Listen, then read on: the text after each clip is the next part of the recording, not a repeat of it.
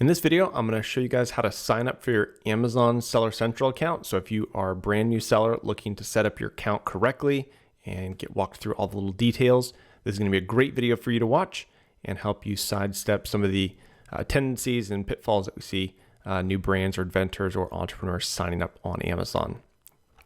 Okay, so the first thing you're going to do, you're going to go to sellercentral.amazon.com. That's your first stop. And you're going to see this screen here. Go ahead and click the register now button.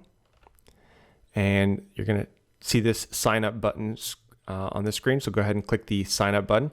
You can see the professional selling plan is $39.99 a month. And you're going to want to do that. It gives you a ton of opportunities, including the ability to do advertising, as well as see additional reports, the ability to really optimize your account over time. So make plans to stay at that professional level. If you are creating an account and aren't actually planning on selling just yet, but you want to have your account set up, you can downgrade to an individual plan once you sign up to avoid any monthly fees until you're ready to kick it back up to a pro plan.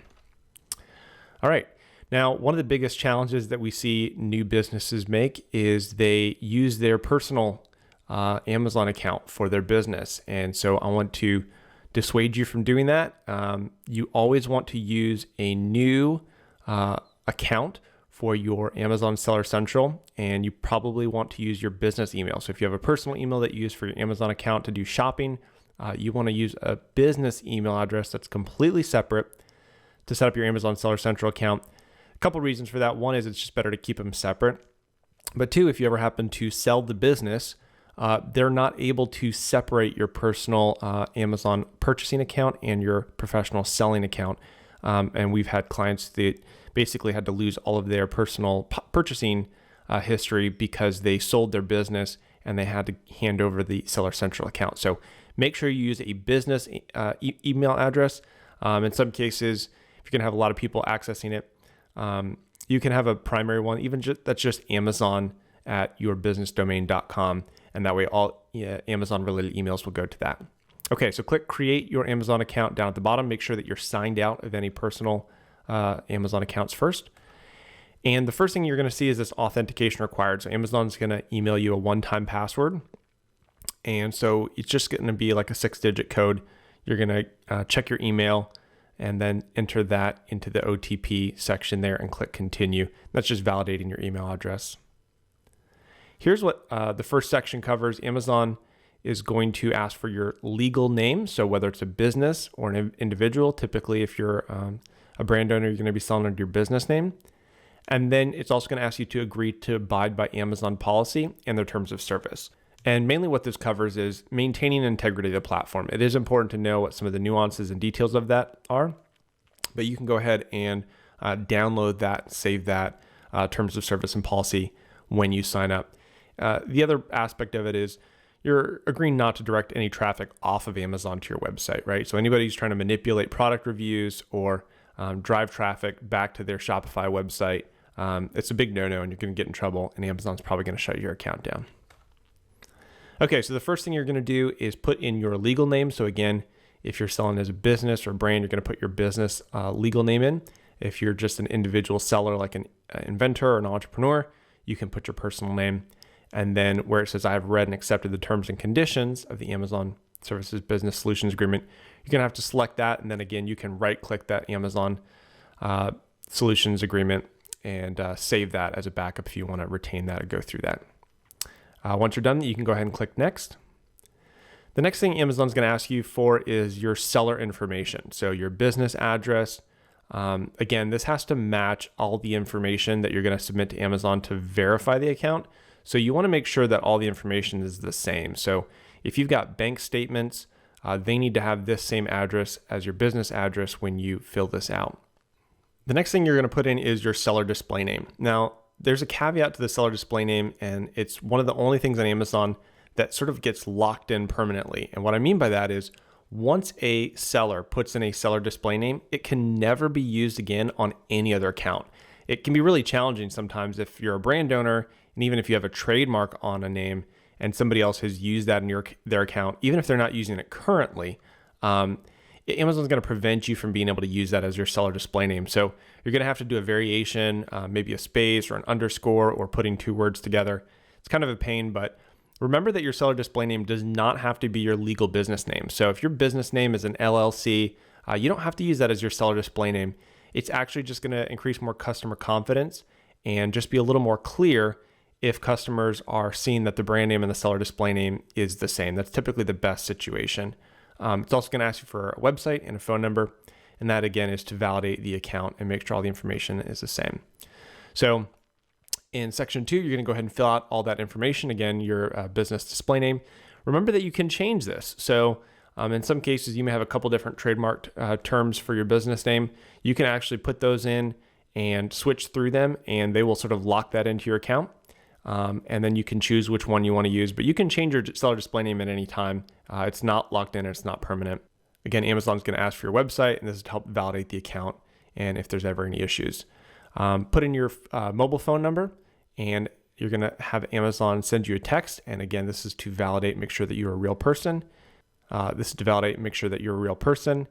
Amazon had a lot of accounts get hacked a couple years ago, and so as you can see, as we finish up, there's tons of extra security features to prevent people from creating fake accounts and from manipulating Amazon's platform.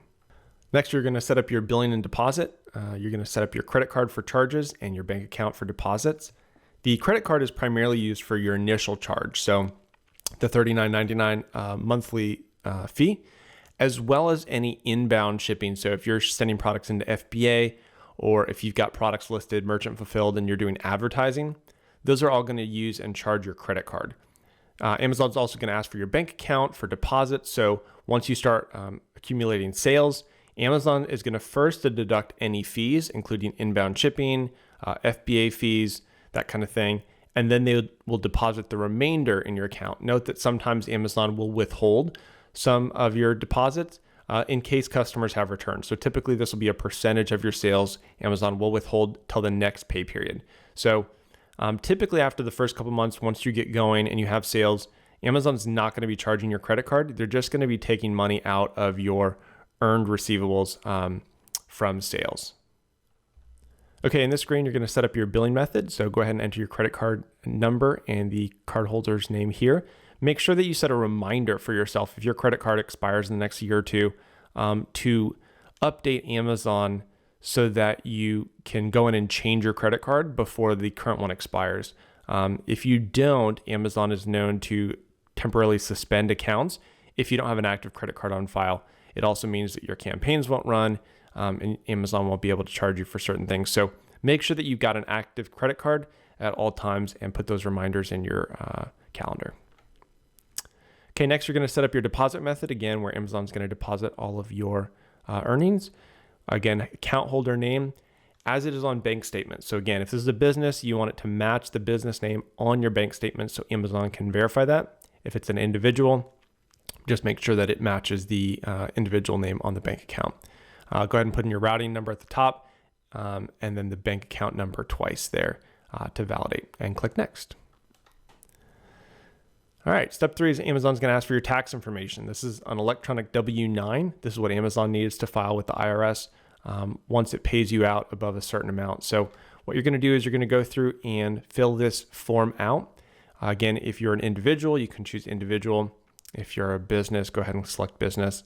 And for tax purposes, are you a U.S. person? Typically that answer is yes. So even if you're a business, for tax purposes, it's considered a U.S. person. And you're going to select your federal tax classification. So the federal tax classification, that's going to be things like if you're an individual or sole prop, C Corp, S Corp, partnership, LLC, and make sure that you have that information from your accountant or your business person if you have that available so that you can fill this W-9 form out correctly. It's very important that all this information is accurate for tax purposes. Here you're going to enter your name as shown on your income tax return, so however you file your income taxes, as well as a business or trade name. So again, if it's business, go ahead and put the business name. If you have a trade name or doing business as, you can add that as well on the right-hand side. Make sure all of your address information is correct and enter your tax identification number, typically going to be your EIN if you're a business or your social security number if you're an individual. All right, next you're going to check the box that says I consent to provide electronic signature for the information provided as per IRS Form W-9. So go ahead and type your full name, and then it's going to put in the date. And basically at this point, you will see all this information filled out. Make sure that it's accurate. And at the bottom, you're going to go ahead and submit that form with your signature and electronic signature and date on the bottom. And once you've done that and verified that, you can submit form. If you have any changes, click the make changes, make those, and then submit the form after that. Now, once you finish this, Amazon's going to verify the account. So you're going to see the screen pending validation. And basically you can click exit interview, and Amazon will email you the next step. If you don't hear back from Amazon, you can check back in a couple days, typically 2 to 3 business days. You should be approved if there's no issues. So go ahead and check back in. And that's going to take you to this next screen where we're going to do identity verification. So again, as I mentioned, Amazon had several hacks a couple years ago. And so Amazon's stepped up their game to ensure that every account has multiple components of security and identification for these accounts. So what you're going to need is a driver's license or passport. A driver's license is obviously simplest, as well as a bank or credit card statement. So again, we've talked about that the business name and the address all need to match everything that's in your account for what's on the statement. And you can't in any way manipulate those, but you can remove the amounts in terms of like dollar amounts or anything on the bank statement. So you can redact information or credit from your bank or credit card statement before you submit them to Amazon, but they do need to see the bank account number as it is on the statement. Okay, so the first thing you're going to do is select your identity verification country. Typically that's going to be the United States. Click next. If you upload your driver's license, you can go ahead and put in your driver's license and put in the expiration date, the driver's license number, first name, last name, and date of birth. And again, you're going to add your address here, or you can use your saved address if that's the same. Just make sure it matches what's on the back of your driver's license. Here we can see that Amazon's going to give you the opportunity to upload the front side and the back side, as it says, even if it's blank. So make sure you take a photo of both the front side and the back side of your driver's license. And then the bank account statement, you're also going to upload. Again, you can redact it and upload a PDF, but make sure that you're uploading a PDF. You can't take like a screenshot. Amazon won't accept that. So make sure you're using a PDF document for the bank statement or credit card statement. Once that identity verification is done, Amazon's going to verify all that information, reach out to you again within a couple business days. So you can see how long the process is, that if you're wanting to get selling, you got to get all this stuff in place ahead of time, especially if there's any issues. Things always take longer than expected. Again, if you don't hear back from Amazon within a few days, you can check back in, log back into Seller Central, and make sure everything's gone through okay. All right, and that is the process for signing up for a Seller Central account. There's so much more once you get inside the platform. If you guys have any questions, you can put comments in the section below, and we'd be happy to answer those. You can visit us and learn more at marketplacesellercourses.com. Again, that link will be in the description. Thank you guys so much for watching, and hope you found it helpful.